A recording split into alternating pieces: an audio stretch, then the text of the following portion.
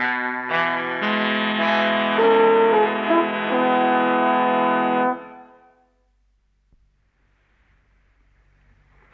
1940.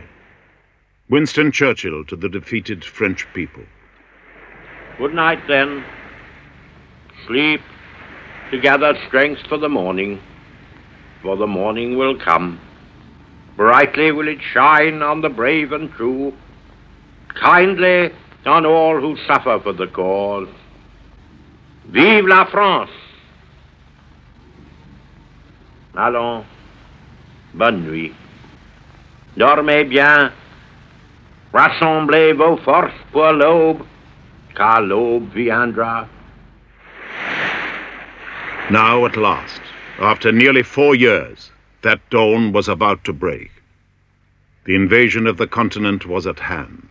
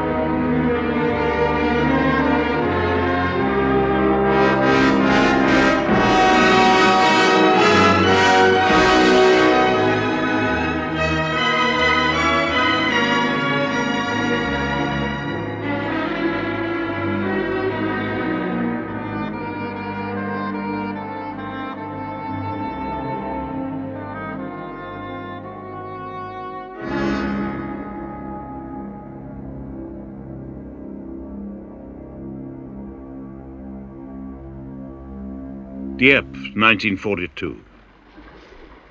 The first major attempt to land Allied troops in France was a disaster.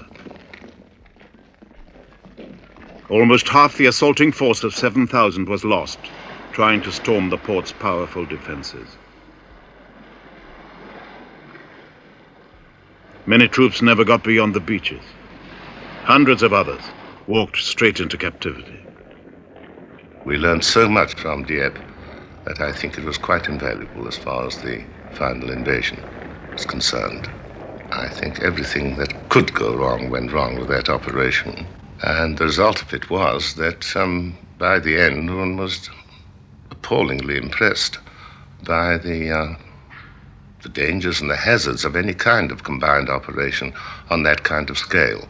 We'd never attempted to do a combined operation on that scale before, and really nobody knew how to do it. There are 3 conditions necessary for a successful invasion. First, obviously, to get ashore against no matter what opposition. Secondly, having got ashore, to stay ashore no matter what the weather conditions. And thirdly, to stop the enemy from building up his forces against you quicker than you can, otherwise he'll throw you back into the sea. Given these essentials, the 2 likeliest landing areas were the Pas de Calais, across the English Channel at its narrowest point, and Normandy to the west. The choice between them was the first task of Lieutenant General Frederick Morgan and his special Allied staff, known as Cossack, appointed in 1943 to frame the initial invasion plans. Tentative invasion planning had gone on since 1941. Cossack's choice in the end was Normandy, a 50-mile stretch of shore just east of the Cherbourg Peninsula. Normandy had several advantages over the Pas de Calais. Though farther from England, it was less strongly fortified. Its beaches, mostly without cliffs and with a minimum of clay and depressions, were more suited to the landing of troops and supplies and to rapid deployment inland. And it was close to Cherbourg and the Brittany ports.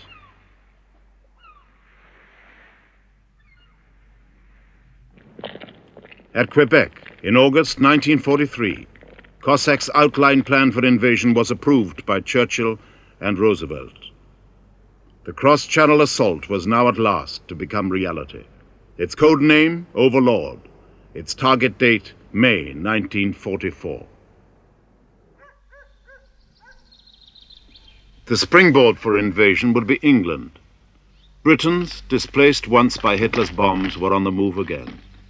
this time to make way for the great invasion armies. For many, this meant upheaval, financial loss, personal problems.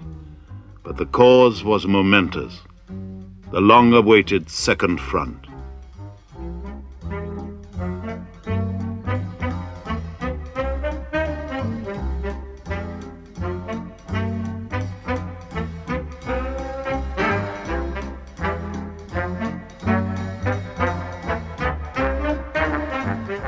Already from the United States, the packed troop ships were streaming across the Atlantic.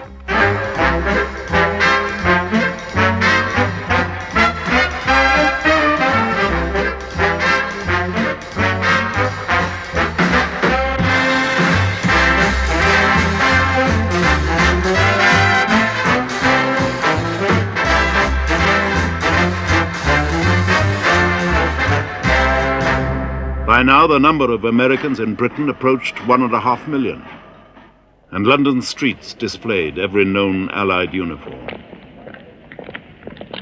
In this great floating barracks, morale was all important.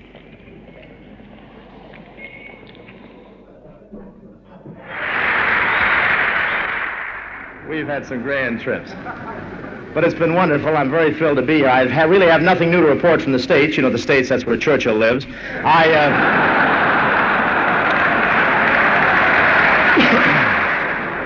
But he really travels, doesn't he? Boy, he's been around. He's been to Casablanca more than Humphrey Bogart. On a different stage, another American, General Dwight David Eisenhower, named by Roosevelt, Overlord's supreme commander. Eisenhower had commanded the Allied North African expedition in 1942.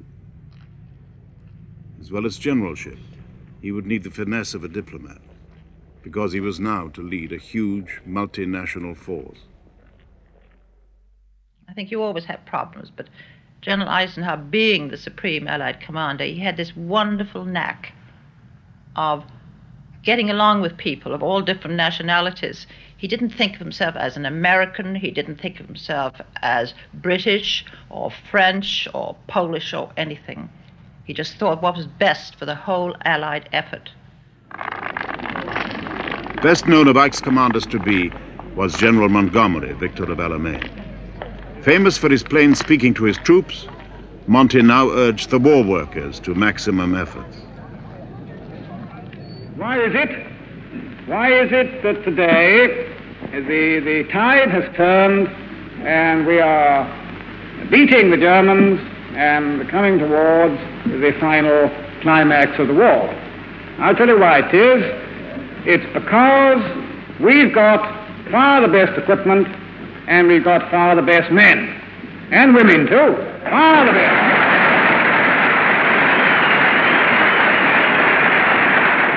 It's the battlefront and the home front. Really get down to it. This year we can get the thing almost finished. We can get it so tight that next year we just topple it over. Goodbye to you all. Thank you very much. Monty's buoyant optimism was infectious, but Britain, like America, was already working at full pressure, with or without music.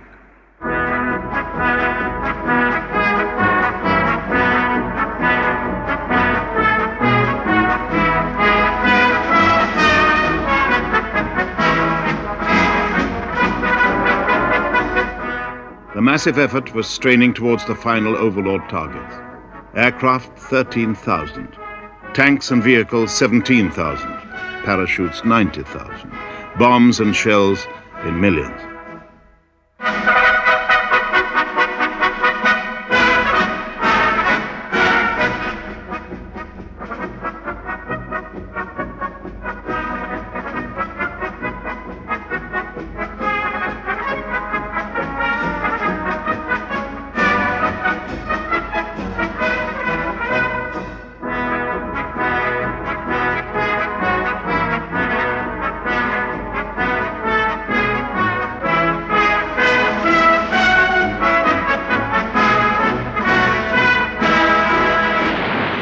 And Overlord would also need 4,000 assault and landing craft. But at first, they simply weren't there. Well, the absolutely crucial thing for an invasion is to get the troops across the water. For that you want landing ships and landing craft. They had to be designed, they had to be built in large quantities at a time when all shipbuilding facilities were required to fight the Battle of the Atlantic. By the spring of 1944, the landing craft too were built and ready for intensive, constantly rehearsed invasion training in tough battle conditions.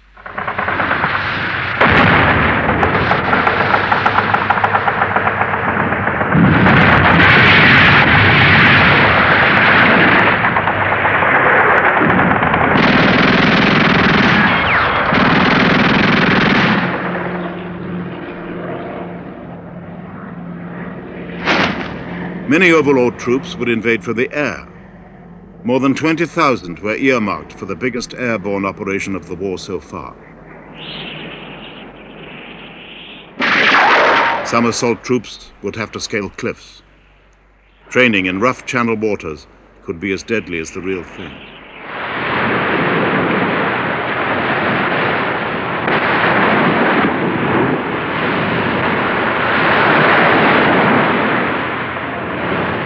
Across those same waters, von Rundstedt and Rommel had divided views on how to meet the invasion.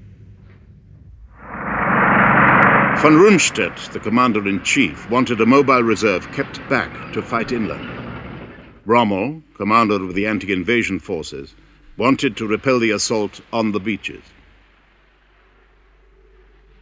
But Hitler's Atlantic Wall, a chain of steel and concrete fortifications planned to stretch from Denmark to the Spanish border, was incomplete.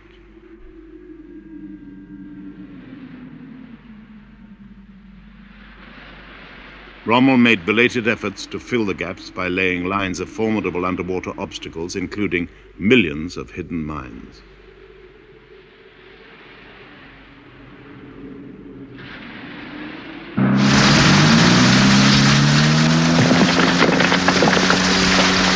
To overcome these defenses, the Allies evolved various ingenious contraptions to help tanks over sand and mud and concrete, the Swiss roll and the carpet layer.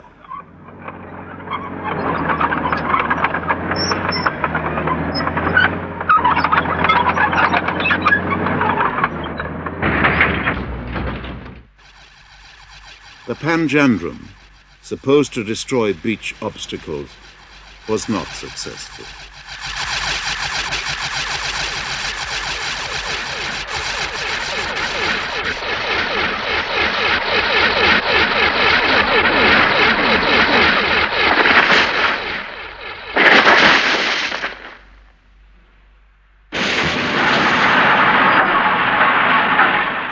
Pluto, pipelines under the ocean, a flexible pipeline miles long. Pluto would minimize the hazards of transporting petrol to France by tanker. It could carry over 1 million tons of fuel daily to the continent underwater. Shore pumping stations were innocently camouflaged.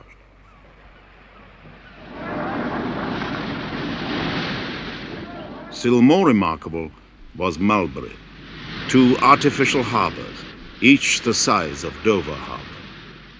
All the components had to be towed across the channel. The problem of staying ashore is a very difficult one because of the weather conditions in the channel. You couldn't expect more than 3 or 4 consecutive days of weather fine enough to supply across the beaches. So obviously we thought we'd have to take a port. That's why we tried Dieppe. But we found in Dieppe that we couldn't actually capture a port without using such heavy bombardment as would destroy the facilities we wanted to use. So the obvious thing was to bring our own artificial harbor with us, which we called Mulberry, and which everybody thought was absolutely crazy. Eisenhower met constantly with his commanders to coordinate strategy. His deputy, Air Chief Marshal Tedder, Admiral Ramsey, Generals Bradley and Montgomery, and Air Marshal Lee Mallory. A major preoccupation was the weather that could be expected for the start of Overlord. General Eisenhower made it clear quite early that he wanted to build up confidence not only in what we could do as a as forecasters, and I in particular for him personally, but he wanted to know what reliance he could put on the very words I used and the tone of voice I used. He could tell, even before I presented the forecast almost each time, what I was going to say. He used my face, I think, as a kind of hall barometer. Deception plans also occupied Supreme Command.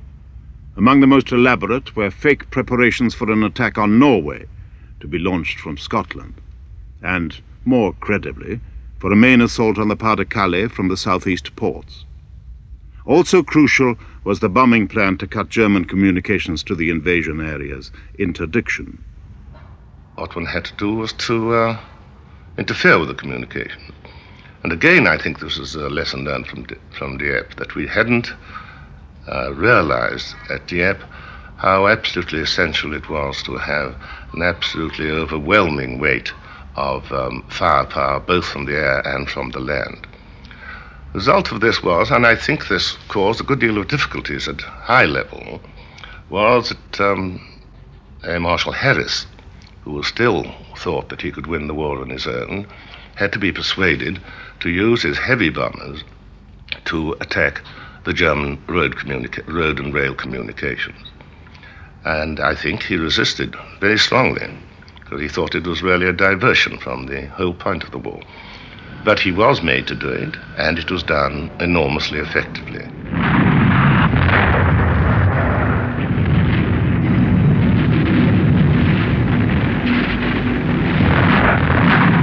Spring 1944 saw widespread air attacks on road and rail targets and on airfields.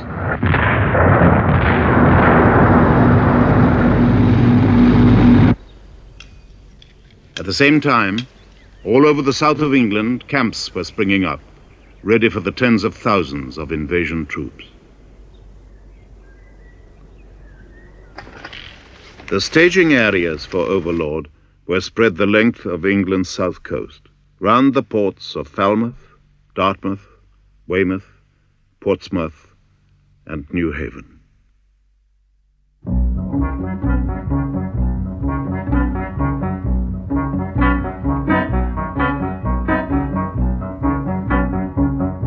All was now prepared for the great move south. The lines were cleared for invasion traffic.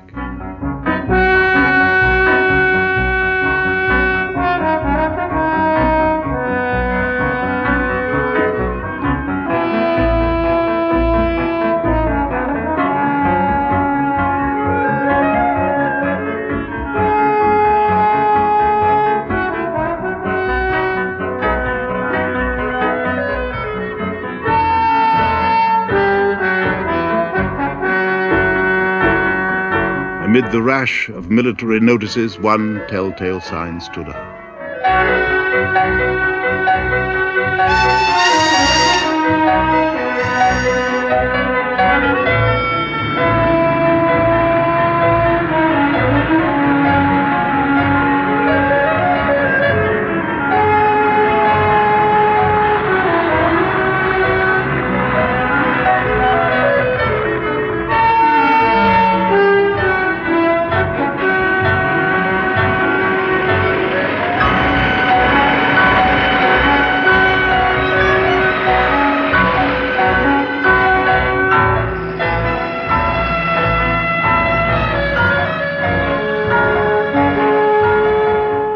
Concentration reached its channel rendezvous. Some wit claimed that only the barrage balloons floating overhead kept Britain from sinking.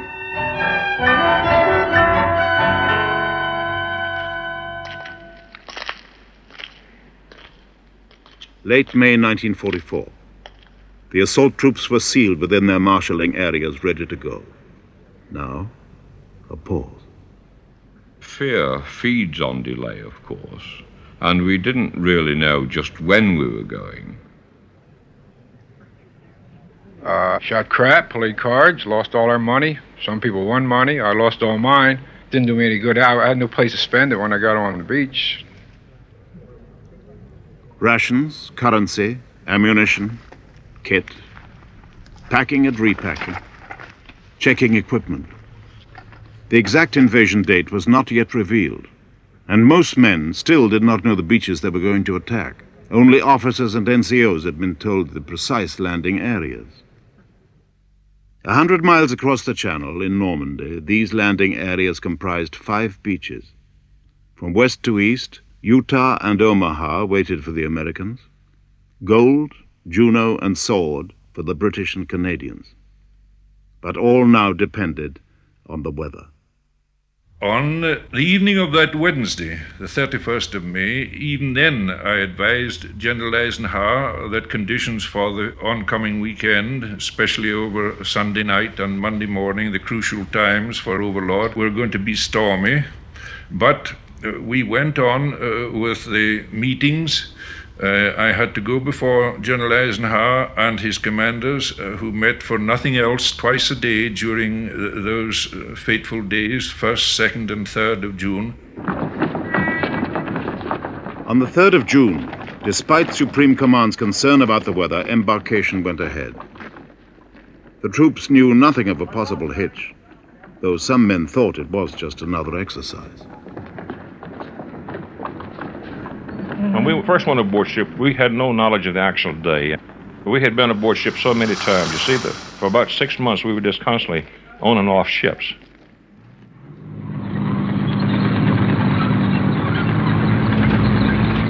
In the ports and harbors of England's Channel coast, the vast and complex process of loading and embarkation went on.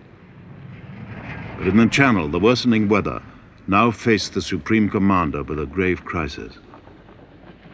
It was a time of dreadful tension. We all knew that there could be only one day's deferment. If there had to be another day, then all the landing craft would need to return to base, so that it couldn't be done on a second day's postponement.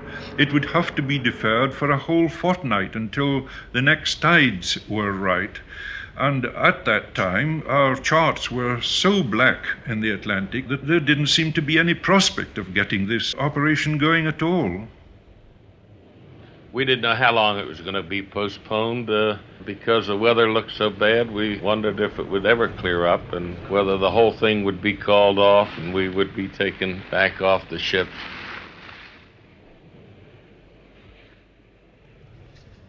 Troops primed for action. An armada ready to sail. And then, anticlimax. We were then told that the invasion had been put back for at least 24 hours. Of course, this increased our apprehension, and we used to have these long conversations with each other about the kind of things that might happen, whether we'd ever get off the beach alive.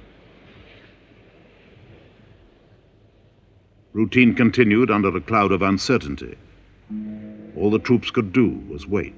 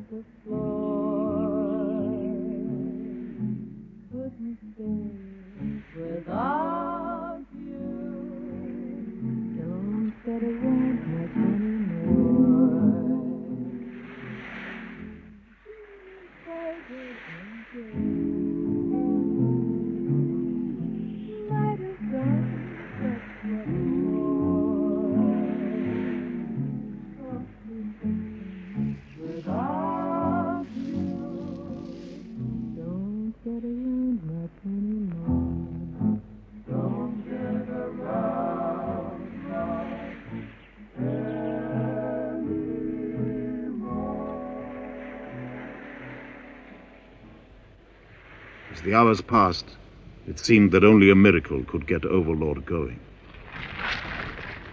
Then, mercifully, almost unbelievable happened about midday on that Sunday. We spotted that there might be an interlude between two depressions. By the evening, my own confidence in the forecast for this quieter period had so increased from further reports that had come in that I convinced General Eisenhower and his commanders that it would indeed arrive later on Monday, after the storm of Sunday night and Monday morning. It would indeed arrive late on Monday, continue through Tuesday, and probably into Wednesday.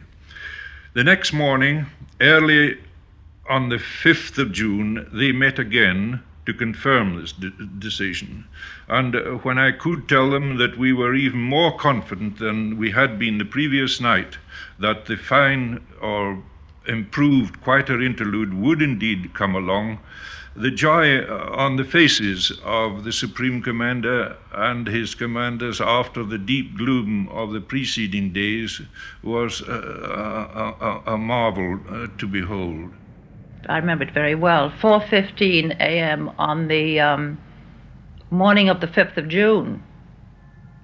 I wasn't at the meeting, but I drove in there, and he came out, and he really looked so serious as he got in the car, and he said, "D-Day is on. Nothing can stop us now." It was an historic decision. Overlord's further postponement might have meant total cancellation. The troop commander read a message from General Eisenhower, Godspeed and all that sort of stuff. We read this great message from Monty about good hunting in the fields of Europe and all this rubbish, and naturally being a soldier, we thought what a load of old cods it was. Never had Channel waters seen such a mighty force.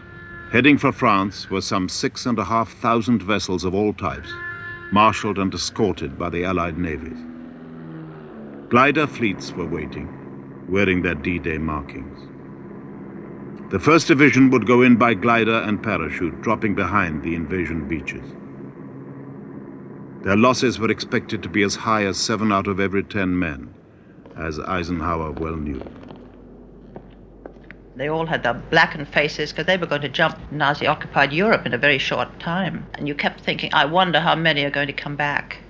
Later then, General Eisenhower, he said, Kay, it is very hard to look a soldier in the face, knowing you might be sending him to his death.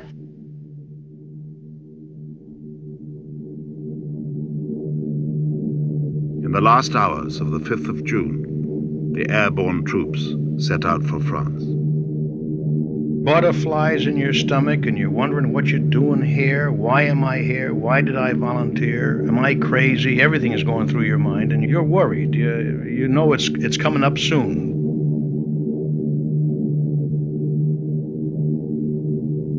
I was afraid. I was 19, and I was afraid. Many men were afraid that night. They were storming Hitler's vaunted Festung Europa, Fortress Europe. Across the water, the Germans waited, not knowing when or where the blow would fall.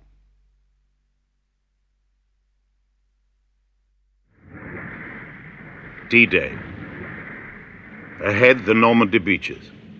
After 4 years, this was the road back. It was a fantastic sight to see so many ships of all shapes and sizes, and all going one way. Quite a few boys wrote letters and gave it to friends so that they'd take them home or see that their parents got them. That was their farewell letter. The sea was rough, and it put their gas capes over them to keep dry, and it made them sick because they didn't get enough fresh air. I had several men get seasick, and they upchucked, and they had to use their helmets to catch it in, and we threw them over the side, and they were washed out and given back to the men. One felt absolutely dreadful physically, and just wishing to God that the whole thing would be over, or at least that we could get onto dry land.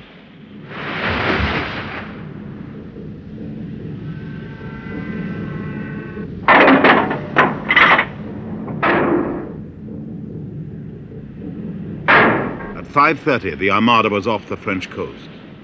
After a massive air assault, a devastating naval bombardment.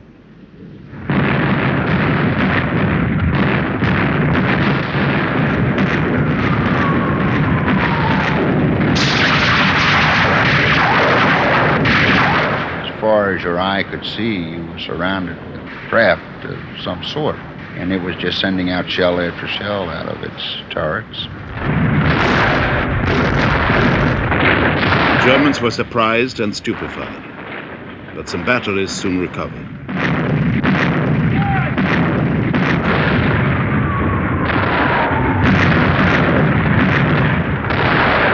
It was fire just more than sickness.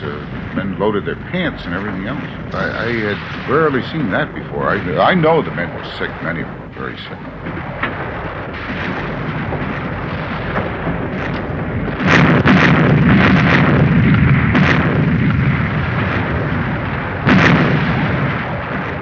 By this time, the waves were pitching the craft up and down, I would say, 6 or 7 feet. A lot of the boys got caught in the nets, but we had quite a time getting them loose. Their legs got caught in there. Smoke. Heard a lot of shells coming over us. All smoke, black smoke. Just like a volcano from afar, as one would see in the movies.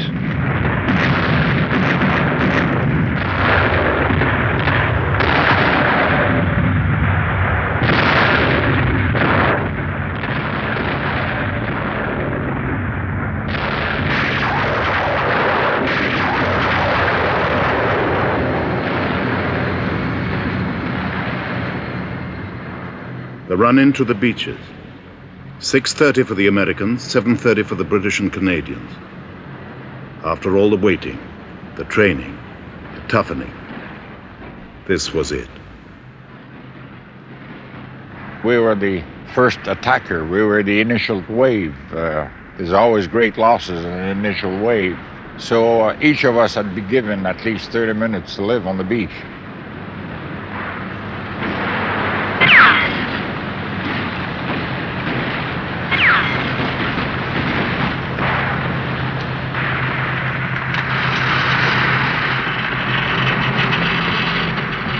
Protected by total air supremacy, the first assault waves raced and scrambled for the 5 invasion beaches.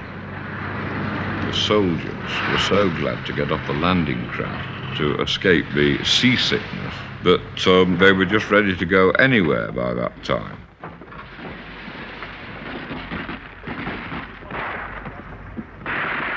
For the men of the 5 assault divisions, those first hours of D-Day were hours of death, fear, courage, of plans gone wrong, of rapid improvisation.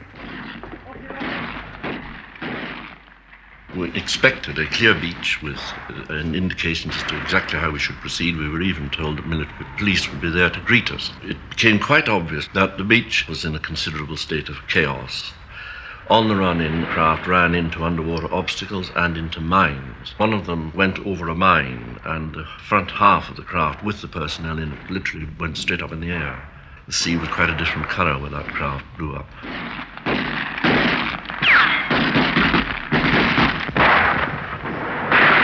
Some units landed in the wrong area. Some met unexpectedly light resistance. Others were cut down almost on the shoreline. The Americans got the worst of it. I didn't think I would make it. I didn't think there was any way that you could get across that beach and survive. I mean, I really thought it was my last day.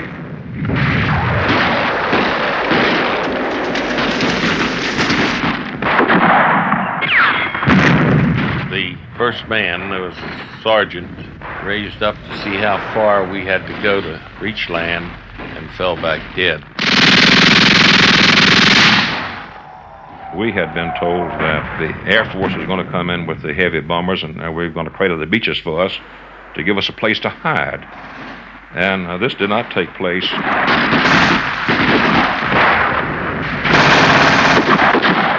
It was bloody awful. Every time I got up, I thought that it was just pure terror that was making my knees buckle until I finally hit the shale and I realized that I had about 100 pounds of sand in those pockets.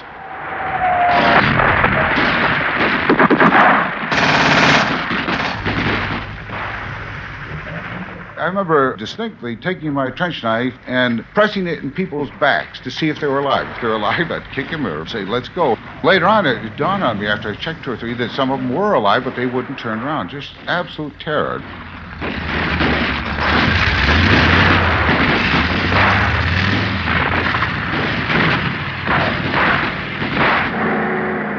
the 3 British and Canadian beaches, opposition varied. On Gold, while one unit was hammering at a strong point for 8 hours, another was off the beach in 40 minutes. On Juno, the Canadians suffered heavy losses but advanced. On Sword, the fighting was bloody but brief. Many defenders emerged from their bunkers to surrender. And on Utah, by the end of the day, the Americans were doing well. They had taken prisoners, established a firm foothold, driven 5 miles inland. But on Omaha, the Americans ran into difficulties. Rough seas, strong defenses, and a newly arrived German fighting division. From where I was, it seemed a failure. At that time, there were just so many people on the beach there that you could literally walk on the bodies from one end to the other, either the dead or the wounded. I saw people laying out there with their no head and some with arms blown off, and some of my friends were pretty sickening. At Omaha, it had taken the whole day with grievous losses to gain a beachhead a mile deep. It was the most heart-rending experience that I ever had. I hope I never have another one like it. Look back and see the remains of a cracked battalion strewn over the beach. The men floating in the water, face up. Perhaps it was better that we were green, because if I'd have known then what I know now, I'd probably got on that boat and went back to England.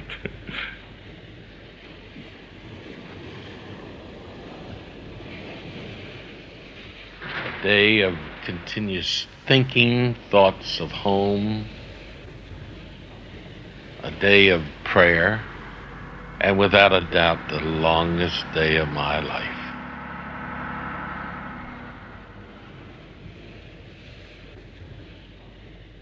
You feel that you've accomplished something that you didn't think you would probably end up being around after it was done. I think we were proud, in some way, that we'd done it, and that the army we'd been in for so long, and with all sorts of experiences of how they could bungle things, had actually managed this invasion. Oh, we feel very happy, very happy.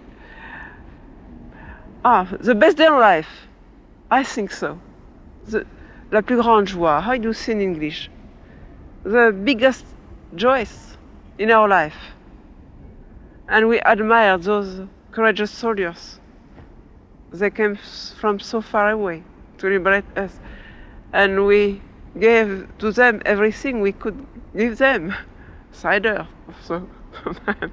Calvados also. And our friendship. And it was very emotional. And we feel we became free. By midnight, 130,000 troops had got ashore. Footholds had been gained on all 5 beaches. Casualties, 9,000.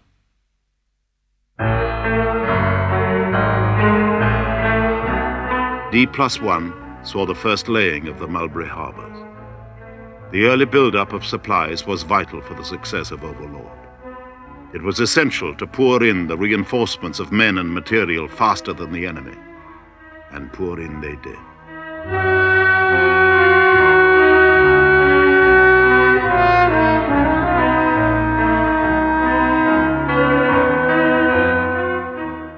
By D+7, miles of vehicles were ashore, stretching inland from the beaches bumper to bumper.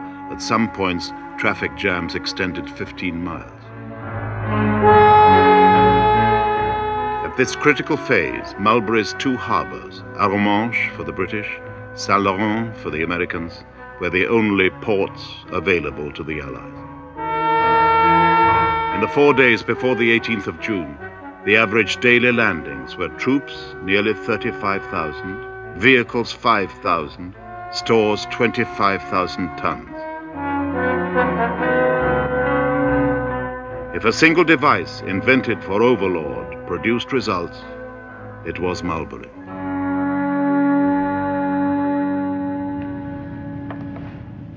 Only the insistence of Eisenhower and the King himself had stopped Churchill from coming over on D-Day. Now, within days of the landing, he was there to see how things were going. The top commanders were aware that the Overlord timetable was falling behind. They were anxious now about Phase 2 of the operation, the Battle of the Bridgehead.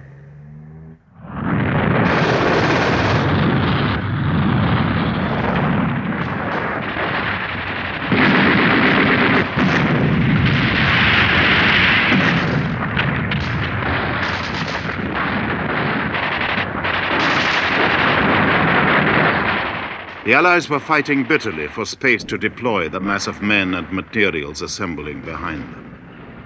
It was a slow, dogged advance against an enemy who had recovered strongly.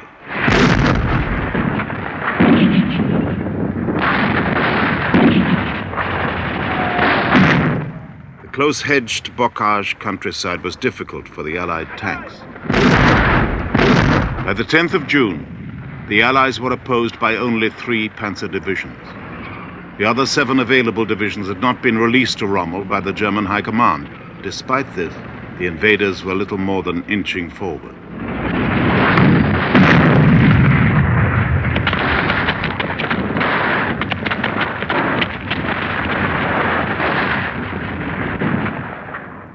By the 12th of June, the 5 beachheads had been linked to give a lodgment 60 miles long and up to 20 miles deep. The ancient town of Bayeux now welcomed the leader of the Free French, General de Gaulle, setting foot in France for the first time since 1940.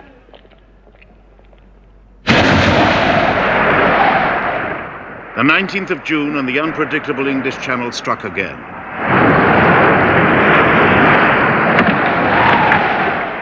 For 4 days, a raging storm, the worst in June for over 40 years, battered Mulberry almost to destruction. Vessels dragged anchor, vital equipment foundered. Unloading was drastically curtailed. Tonnage was down by 4/5. Frantic efforts were made to repair the damage, for the disruption had threatened the very continuance of Overlord. Soon the traffic was rolling again. The Overlord lifeline was restored.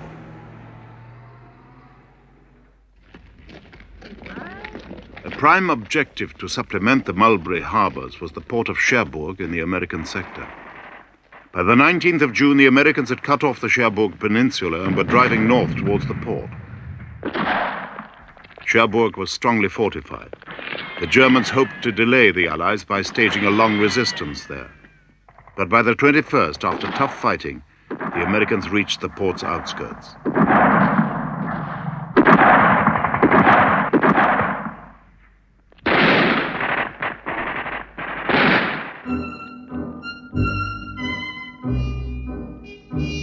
On the 26th, the garrison surrendered, leaving only a few strong points to be mopped up. Prisoners streamed out, among them the garrison commander.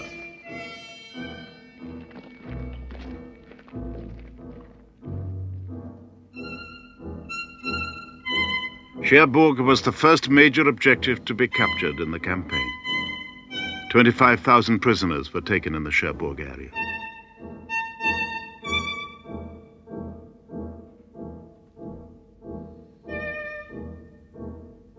Some French women were losing their German lovers.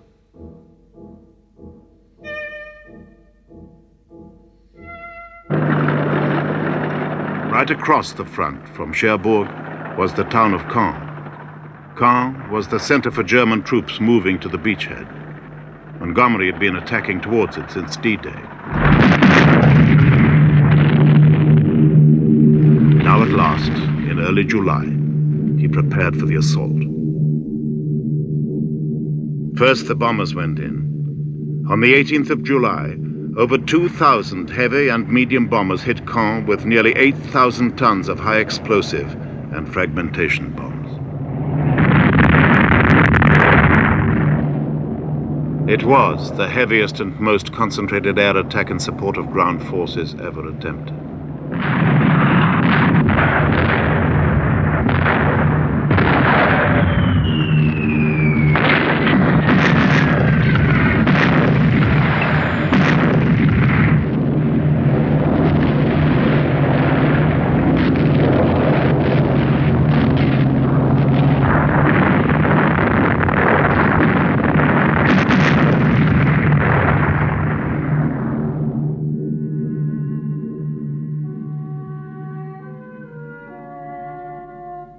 Caen was christened the Crucible.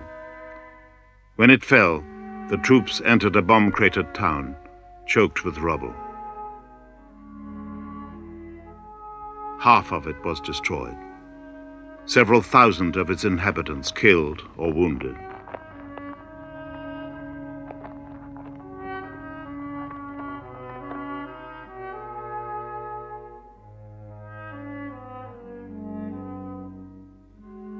The people of Caen, it was liberation at a grievous price.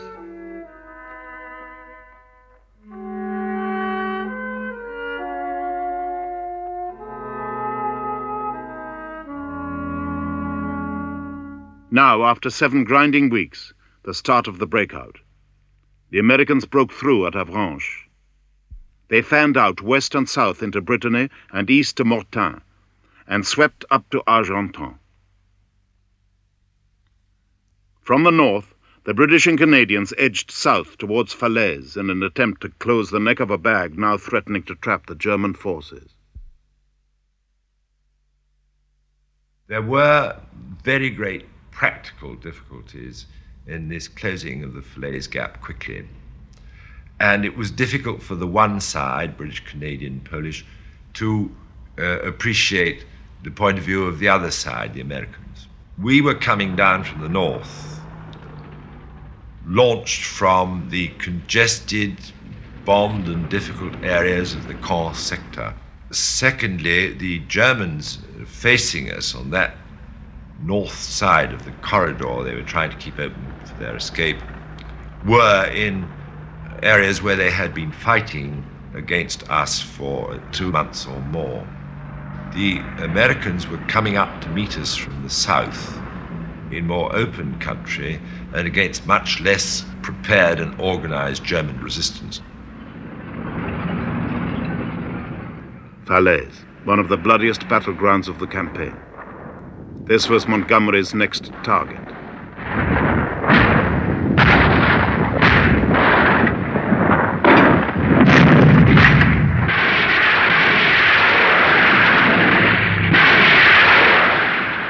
Hundreds of rocket-firing Typhoons strafed enemy communications and transport, leaving a trail of burning vehicles.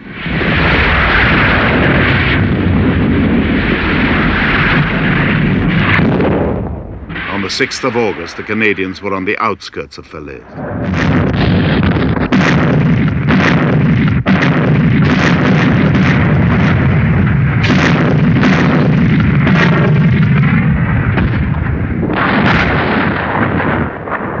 They entered the town on the 16th.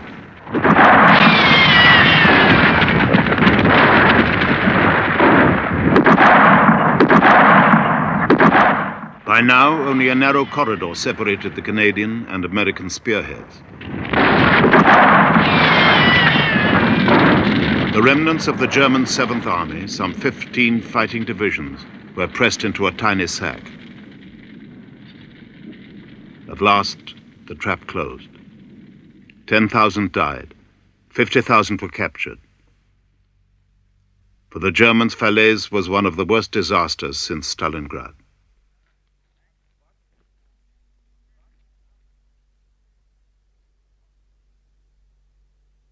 The toll of prisoners rubbed in the magnitude of the defeat, but 40,000 German troops escaped, and this caused friction between the Allies. Had the British and Canadian forces been able to move faster, we might have trapped many more Germans in the Falaise pocket. Very little of their equipment got out, but quite a number of the Germans were able to escape toward the Seine River. And this was too bad. I think perhaps the basic reason was that Britain had been in the war for much longer than we and had taken very heavy casualties. And the Americans were fresh, and they had had practically no casualties in comparison. So while we were anxious to drive forward and were not too concerned about the casualties as long as we could get our objectives, it was natural, I think, that the British and Canadian forces did it in a more orderly, pacing way. And perhaps this was part of Monty's characteristic and one of his drawbacks. In other words, that he never did quite drive the way the American commanders did. This was part of his nature, I guess. He was a more cautious man, combined with the fact that he couldn't afford the casualties that we could take if it was necessary to take them.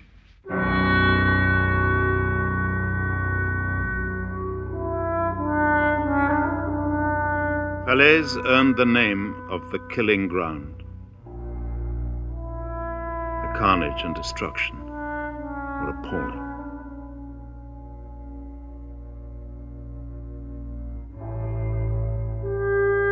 Eisenhower visited the battlefield and wrote, "It was literally possible to walk for hundreds of yards at a time, stepping on nothing but dead and decaying flesh."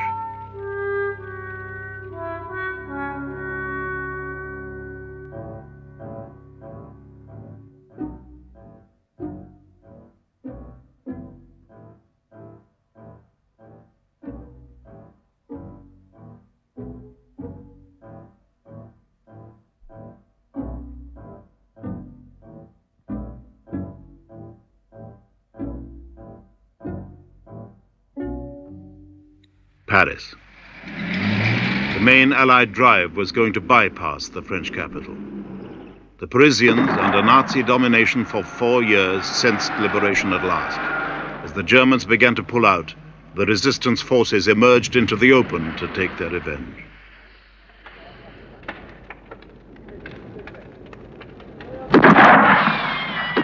Remembering the oppression, indignities, humiliations, Parisians gave vent to long-stored hatred.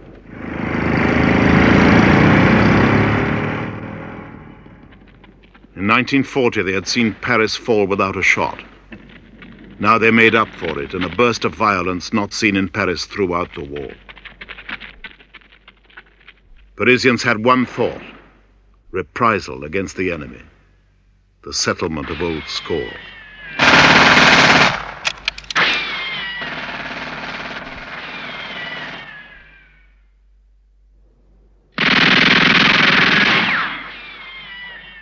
Morning had come.